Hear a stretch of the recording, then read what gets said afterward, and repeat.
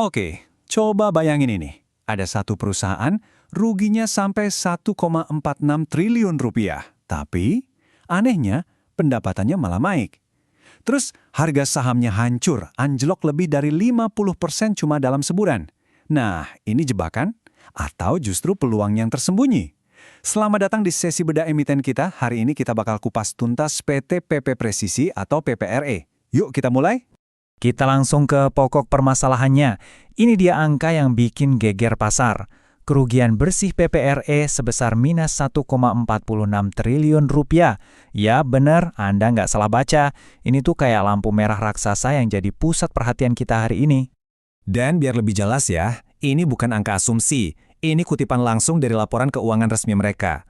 Coba bayangin, dari yang tadinya masih untung 90 miliar, tiba-tiba jadi rugi 1,46 triliun. Penurunannya drastis banget, dan ini sinyal bahaya pertama yang harus diperhatikan semua investor. Dan tentu aja, laporan keuangan yang merah begini, efeknya langsung terasa di pasar. Ini nih konsekuensi nyatanya buat para pemegang saham. Harganya longsor lebih dari setengahnya cuma dalam sebulan. Nah, ini yang bikin kita bertanya-tanya. Ini akhir dari segalanya buat PPRE, atau justru ini momen buat masuk? Oke, kita mulai dulu dari cerita yang pertama, kita lihat sisi negatifnya. Kita akan bedah data-data yang jadi alasan kenapa banyak banget investor yang pesimis atau bearish sama saham ini. Jadi, kerugian besar tadi tuh baru puncaknya aja. Kalau kita gali lebih dalam, fundamentalnya juga lagi kurang sehat. Pertama, rasio utangnya tinggi.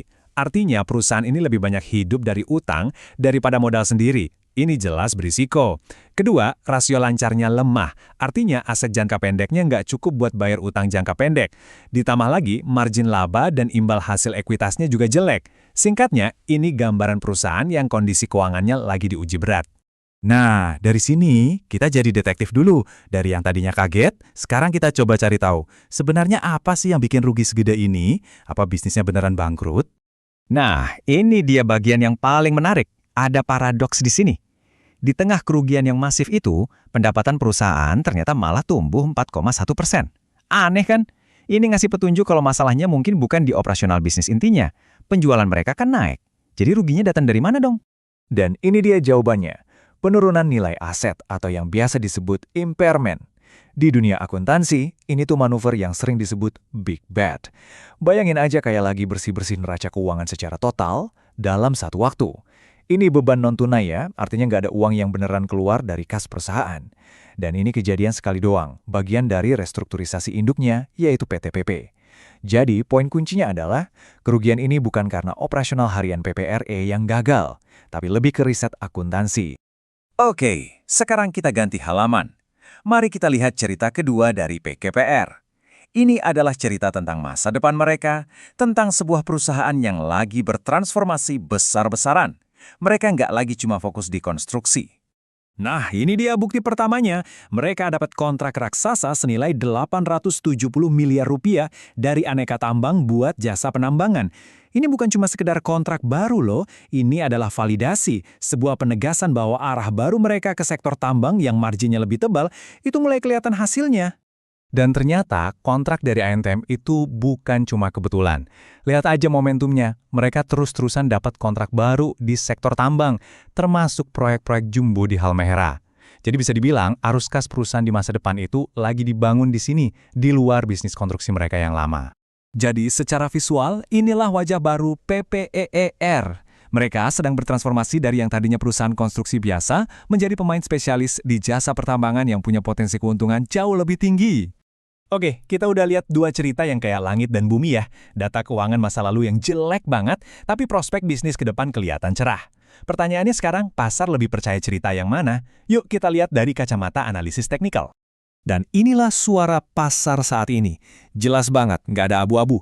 Dari 12 indikator moving average, yang intinya buat ngukur tren harga, 0 sama sekali yang ngasih sinyal beli. Semuanya teriak jual. Artinya, sentimen jangka pendek di pasar itu lagi negatif banget. Jadi, poin pentingnya gini. Meskipun ada berita bagus soal bisnis baru mereka, grafik harga sahamnya justru lagi ngasih sinyal bahaya buat para trader. Pasar saat ini masih fokus sama laporan keuangan yang merah merona dan belum ngasih harga buat potensi bisnis baru mereka. Yuk, kita masuk ke bagian terakhir untuk menyimpulkan semua ini dan melihat dilema besar yang dihadapi setiap orang yang lagi ngelirik saham PPRE sekarang. Nah, disinilah posisi kita sekarang. Ada dua narasi yang saling bertarung. Di satu sisi ada cerita optimis. Pendapatan tetap tumbuh, ada strategi baru ke bisnis tambang yang keren, dan kontrak-kontrak besar terus berdatangan. Tapi di sisi lain, ada cerita pesimis. Kerugian yang gede banget, neraca keuangan yang lemah, dan sentimen pasar yang lagi jelek banget. Ini pertarungan antara fundamental masa lalu melawan potensi masa depan. Jadi, pembahasan kita ini nggak akan diakhiri dengan rekomendasi beli atau jual, tapi dengan sebuah pertanyaan untuk Anda renungkan. Dengan semua data yang sudah kita bedah tadi, menurut Anda, PPRE ini sebuah recovery story yang layak dipertaruhkan atau sebuah value trap klasik yang lebih baik dihindari? Jawabannya tentu saja kembali ke toleransi resiko dan strategi investasi Anda masing-masing.